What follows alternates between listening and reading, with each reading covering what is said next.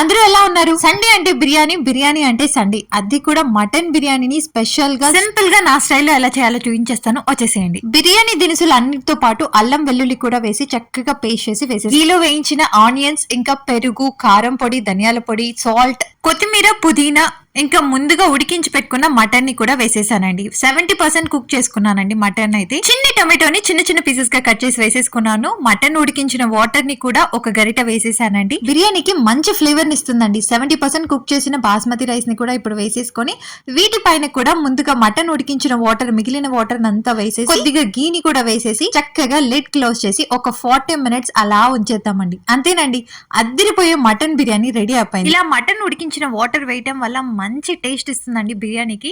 నా స్టైల్లో బిర్యానీ చూసేశారు కదా. సండే స్పెషల్స్ మీ ఇంట్లో ఏం చేశారు మరి? కమ్మనైన ఈ బిర్యానీని మీరు కూడా ట్రై చేసి మీకు ఎలా వచ్చిందో తెలియచేయండి. సబ్స్క్రైబ్ చేసేసేయండి. రమణీయం.